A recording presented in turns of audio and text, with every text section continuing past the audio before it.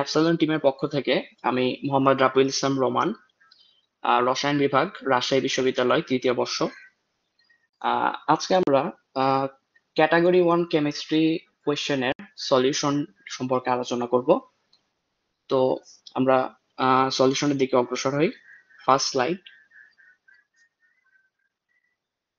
ওকে, তো আমাদের কাছে যে কোয়েশ্চেনটি অ্যারাইজ করছে প্রথমে, যে একটি ফোটনের তরঙ্গদৈর্ঘ্য বের করো যার শক্তি 2.88 into 10 to the power -19 joule. আমাদের এখানে ফোটনের শক্তি দেওয়া আছে, আমাদের তরঙ্গ বের করতে বলছে। তো এক ফার্স্টে আমাদের জানতে হবে যে শক্তির সাথে তরঙ্গদৈর্ঘ্যের কি রিলেশন আছে এবং কোন সূত্রের মাধ্যমে আমরা এই দুইটাকে রিলেট করতে পারবো।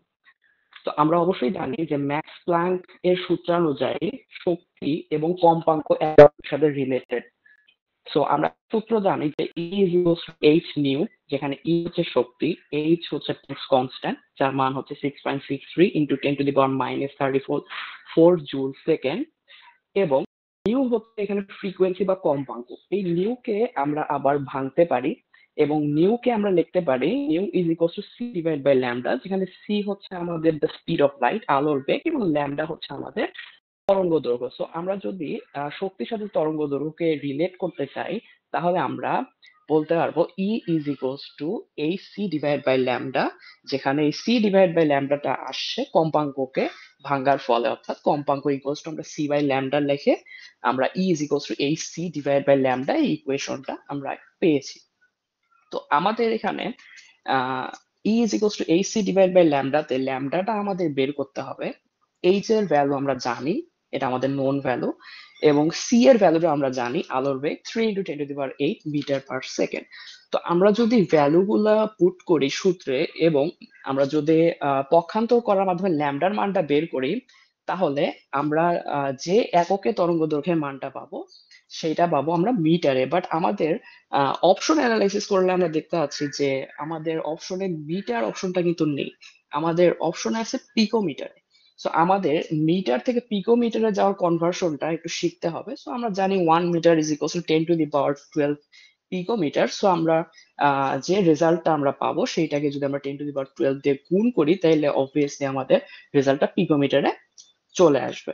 সো আমাদের বেসিক্যালি যেটা করতে হবে এই টাইপের কোয়েশ্চেনটা সলভ করার জন্য, যে আমাদের প্রথমে জানতে হবে শক্তির সাথে আমাদের তরঙ্গদৈর্ঘ্যের রিলেশনটা কি, এবং তারপরে আমরা স্টেপ বাই স্টেপ যদি আগাই তাহলে আমরা ইজিলি এই কোয়েশ্চেনটা সলভ করতে পারবো। Next slide please. ওকে, তো এখানে বলা হচ্ছে কপারের সর্বশেষ স্তরের ইলেকট্রন বিন্যাস কেমন হবে। আচ্ছা, সো বাই কনভেনশন আমরা যদি ইলেকট্রন বিন্যাস সম্পর্কে আলোচনা করি, তাহলে ইলেকট্রন বিন্যাসে কোন শক্তি স্তরে বা কোন অরবিটালে কিভাবে ইলেকট্রন গুলো প্রবেশ করবে তা আউফবাউ নীতিকে ফলো করে। আউফবাউ নীতি বলে যে ইলেকট্রন সবচেয়ে কম এনার্জির যে অরবিটাল আছে, সবচেয়ে কম এনার্জির যে অরবিটাল আছে, শক্তি স্তর আছে, সেইটাতেই ইলেকট্রন আগে প্রবেশ করবে। সো বাই কনভেনশন কপারের ইলেকট্রন বিন্যাসটি হওয়া উচিত এরকম, যে 1s2 2s2 2p6 3s2 3p6 4s2 3d9। অর্থাৎ আমাদের ইলেকট্রনটা 4s2 কে ফিল করবে এবং তারপরে বাকি ইলেকট্রন গুলো 3d9 অর্থাৎ 3d অরবিটালে প্রবেশ করবে। বাই কনভেনশন আউফবাউ নীতি অনুসারে যাই এটা হওয়ার কথা যে আমাদের সর্ববহিস্থ স্তর অর্থাৎ 4s এ বাই কনভেনশন দুইটা ইলেকট্রন থাকার কথা। কজ আউফবাউ নীতি অনুযায়ী 4s অরবিটাল অর্থাৎ সর্বনিম্ন শক্তির যে অরবিটাল সেইটা আগে ফিল হবে, দেন 3d9 অর্থাৎ 4s এর চেয়ে 3d এর শক্তি বেশি সেইটা হচ্ছে ফিল হবে বাকি ইলেকট্রন দিয়ে। বাট আমরা আরেকটা কনসেপ্ট জানি যে ইলেকট্রনিক কনফিগারেশন স্টেবিলিটির উপর ডিপেন্ড করে। অর্থাৎ কোনো অরবিটাল যদি সম্পূর্ণ ফুলফিলড হয় অথবা অর্ধপূর্ণ হয়, সম্পূর্ণ পূর্ণ অথবা অর্ধপূর্ণ হয়, তাহলে ওই কনফিগারেশনটাকে আমরা মোটামুটি স্টেবল বলতে পারি। এখন আমরা যদি একটু লক্ষ্য করি আহ আমাদের ইলেকট্রন বিন্যাসে, যদি ইলেকট্রন বিন্যাসটা এইভাবে হয় যে 1s2 2s2 2p6 3s2 3p 4s1 3d দেখতেছি যে 4s এ আমাদের ইলেকট্রন প্রবেশ করছে একটা এবং 3d তে প্রবেশ করছে 10টা। অর্থাৎ এখানে আমাদের 4s অরবিটাল অর্ধপূর্ণ আছে এবং 3d অরবিটাল ফুলফিলড আছে। অর্থাৎ আমাদের পূর্বের ইলেকট্রন বিন্যাসের চেয়ে এখনকার যে ইলেকট্রন বিন্যাস 4s1 3d10 এটা much more stable. So outbound নীতিকে ফলো না করে এটা স্টেবিলিটির নিয়মকে মেনে আমাদের ইলেকট্রন বিন্যাসটা হবে 4s1 3d10, অর্থাৎ সর্বোচ্চ স্তরের ইলেকট্রন বিন্যাসের কনফিগারেশনটা হবে 4s1 due to stability of half filled and full filled orbital. Next slide, please. So next question, sodium, magnesium, aluminium এবং সিলিকনতে আয়নীকরণ বিভবের ক্রম কোনটি? সো আয়নীকরণ বিভব বলতে আমরা যেটা বলছি যে যে সর্বনিম্ন শক্তি দরকার হয় একটা পরমাণুর সর্ববহিস্থ স্তর থেকে একটি ইলেকট্রনকে অপসারণ করতে এবং তাকে একক ধনাত্মক আয়নে পরিণত করতে। তো আমরা জানি একই পর্যায়ে বাম থেকে ডান দিকে যত যাওয়া যায় একটা পরমাণুর আকার ছোট হইতে থাকে এবং তার সাথে সাথে আমাদের আয়নীকরণ বিভবের পরিমাণটাও বাড়তে থাকে। তো by convention sodium, magnesium, aluminium, সিলিকনতে সোডিয়ামের আয়নীকরণ বিভব হওয়ার কথা সবচেয়ে কম, তারপর হওয়া উচিত ম্যাগনেসিয়ামে, তারপর অ্যালুমিনিয়ামে, তারপর সিলিকন। কিন্তু আমরা যদি ম্যাগনেসিয়ামের ইলেকট্রন বিন্যাসটি লক্ষ্য করি তাহলে আমরা দেখতে পারবো ম্যাগনেসিয়ামের সর্বস্থ স্তরে ইলেকট্রন বিন্যাসে 3s2 কনফিগারেশনটা দেখা যায়। আমরা আগের কোয়েশ্চেনেই বললাম যে কোন অরবিটাল যদি হাফ ফিল্ড থাকে অথবা ফুললি ফিল্ড থাকে দেন ওই অরবিটালটাকে আমরা বলতে পারি যে মোর স্টেবল, ভেরি স্টেবল। সো যেহেতু ম্যাগনেসিয়ামের সর্বোচ্চ স্তরে দুইটি ইলেকট্রন আছে, it is fully field, so it is more stable এবং স্টেবল কনফিগারেশন থেকে ইলেকট্রনটাকে অপসারণ করা একটু কঠিন। সো আমাদের যে অর্ডার হবে আয়নীকরণ বিভবের সেটি হবে sodium less than magnesium, magnesium greater than aluminium.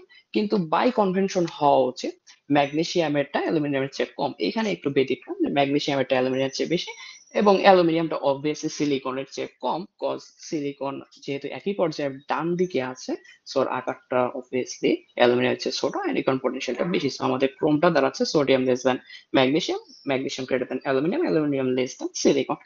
Next slide. Okay, নিম্নলিখিত গুলোর মধ্যে সর্বাধিক তড়িৎ ঋণাত্মক মৌল কোনটি? The answer is fluorine. Fluorine answer হওয়ার কারণ হচ্ছে ফ্লোরিন আমাদের এই নিম্নলিখিত যে আমাদের যে মৌলগুলো আছে তাদের মধ্যে ফ্লোরিনের আকারটা সবচেয়ে ছোট।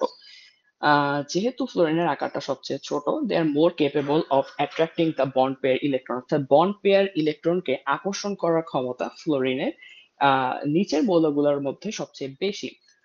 কজ ফ্লোরিনের আকার নিচের মৌলগুলোর মধ্যে সবচেয়ে ছোট, so the answer would be fluorine. Next slide. Okay, H2 অণুতে মোট কতটি পরমাণু আছে? তো it's a very simple question. এখানে আমরা দেখতে পাচ্ছি দুইটা হাইড্রোজেন পরমাণু এবং একটা অক্সিজেন পরমাণু আছে, so the answer would be 3। Next slide. Okay, নিচের কোনটি কস্টিক সোডা? সো এটা অনেকটা memorisable question, it is sodium hydroxide. Next slide. Okay, copper sulphate into 5H2O এর কেলাস পানির শতকরা সংযুক্তি নির্ণয় করতে হবে। সো ম্যাথমেটিক্যাল কোয়েশ্চেন, আমরা জানি শতকরা সংযুক্তি বের করার জন্য আমাদের প্রথমে যে যৌগটা দেওয়া আছে তার আণবিক ভর বের করতে হয়। সো আমরা যদি copper sulphate into 5H2O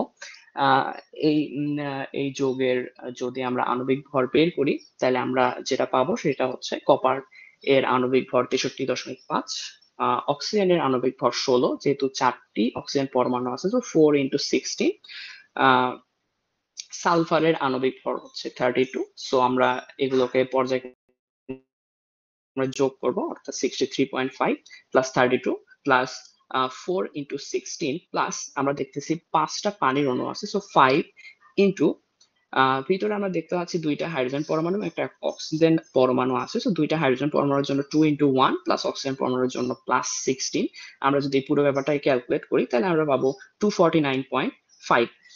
so আমাদের যৌগটার টোটাল আণবিক ভর আমরা পেয়ে গেলাম। তো আমাদের কেলাস পানির শতকরা সংযুক্তি বের করতে হবে, অর্থাৎ কেলাস পানি বলতে 5 অণু পানি যেটা 5H2O, এই ব্যাপারটার শতকরা সংযুক্তি বের করতে বলছে। সো আমাদের 5H2O এই ব্যাপারটার আণবিক ভর বের করতে হবে, যেটা হচ্ছে 5 ইন্টু 2 × 1 প্লাস 16, যেটার অ্যান্সার আসবে 90।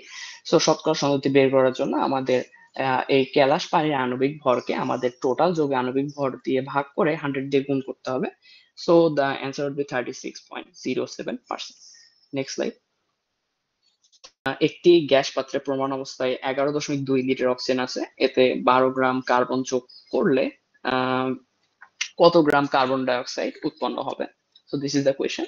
কোয়েশ্চেনটা রিলেটেড হচ্ছে লিমিটিং বিক্রিয়কের সাথে। সো আমাদের এই ম্যাথ প্রবলেমটি সলভ করার জন্য আমাদের সর্বপ্রথম বের করতে হবে কার্বন এবং অক্সিজেনের মধ্যে কোনটি লিমিটিং বিক্রিয়ক। সো আমরা যদি চিন্তা করি 1 মোল কার্বন 1 মোল অক্সিজেনের সাথে রিঅ্যাক্ট করে 1 মোল কার্বন ডাই অক্সাইড তৈরি করে। ওকে, এখন আমরা যদি কোয়েশ্চেনের দিকে তাকাই, বলা আছে প্রমাণ অবস্থায় 11.2 লিটার অক্সিজেন আছে। সো আমরা জানি প্রমাণ অবস্থায় 1 মোল যে কোনো গ্যাসের আয়তন 22.4 লিটার। সো আমরা যদি বের করতে চাই যে আমাদের কোয়েশ্চেনে 11.2 লিটার অক্সিজেন বলতে কত মোল অক্সিজেন আছে, এবং এই যে এখানে 12 গ্রাম কার্বন বলতে কত মোল কার্বনের কথা বলা আছে, তাহলে আমাদের ম্যাথটি করতে সুবিধা হবে। তো আমরা প্রথমে বের করবো 11.2 লিটার অক্সিজেন বলতে কত মোল অক্সিজেনের কথা বলা আছে। তো আমরা জানি প্রমাণ অবস্থায় 1 মোল যে কোনো গ্যাসের আয়তন 22.4 লিটার। সো অবভিয়াস আমাদের 11.2 লিটার অক্সিজেন, এটাকে যদি আমরা 22.4 লিটার এটা দিয়ে ভাগ করি, তাহলে আমরা পাবো এই অক্সিজেনের মোল সংখ্যা কত। সো আমরা যদি ভাগ করি তাহলে আমরা পাবো 0.5 মোলার অক্সিজেন, মানে 0.5 মোল অক্সিজেন আমাদের কোয়েশ্চেনে দেওয়া আছে, এবং এখানে 12 গ্রাম কার্বন বলতে বোঝানো হচ্ছে 1 মোল কার্বন। সো আমরা যদি প্রিভিয়াস ইকুয়েশনে পেয়ে যাই যে 1 মোল কার্বন 1 মোল অক্সিজেনের সাথে রিঅ্যাক্ট করে 1 মোল কার্বন ডাই অক্সাইড তৈরি করে। সো আমাদের কোয়েশ্চেনে দেওয়া আছে 0.5 মোল অক্সিজেন এবং 1 মোল কার্বন। সো কোয়েশ্চেন থেকে আমরা বুঝতে পারতেছি যে কার্বন আছে আমাদের কাছে 1 মোল এবং আমাদের কাছে অক্সিজেন আছে 0.5 মোল। সো অক্সিজেন কিন্তু আমাদের কাছে সাফিসিয়েন্ট পরিমাণ না। সো আমরা এখান থেকে বুঝতে পারতেছি যে আমাদের এখানে অক্সিজেনটা লিমিটিং বিক্রিয়ক। সো আমাদের যে উৎপাদের যে পরিমাণ, উৎপাদের পরিমাণটা ডিপেন্ড করতেছে আমাদের কিসের উপর? আমাদের অক্সিজেনের উপর। কজ লিমিটিং বিক্রিয়কের উপরে কি পরিমাণ উৎপাদন হবে সেটা ডিপেন্ড করে। সো আমরা জাস্ট দেখবো যে 0.5 মোল অক্সিজেন থেকে কত মোল কার্বন ডাই অক্সাইড উৎপন্ন হয়। সো আমরা জানি যে 1 মোল অক্সিজেন থেকে 1 মোল কার্বন ডাই অক্সাইড পাওয়া যায়, 0.5 মোল অক্সিজেন থেকে 0.5 মোল কার্বন ডাই অক্সাইড পাওয়া যায়। সো এখন আমাদের জানতে হবে যে 1 মোল কার্বন ডাই অক্সাইড কত গ্রাম। সো 1 মোল কার্বন ডাই অক্সাইড তার আণবিক ভরের সমান হয় তার 1 মোল। সো আমরা যদি 1 মোল কার্বন ডাই অক্সাইড নির্ণয় করি, তার আণবিক ভর কত? 12 প্লাস 32 মানে 44 গ্রাম। সো আমাদের 1 মোল কার্বন ডাই অক্সাইড 44 গ্রাম। তো 0.5 মোল কার্বন ডাই অক্সাইড হবে 0.5 ইন্টু 44 অর্থাৎ 22 gram. So answer is 22 gram. So আমরা আশা করি যে আমরা বুঝতে পারছি কেমিস্ট্রি রিলেটেড প্রবলেম গুলো। যদি ইন ফিউচার আরো কোনো প্রবলেম থাকে আপনারা আমাদের জানাবেন, আমাদের মেসেজ দিতে পারেন। That's all for this presentation.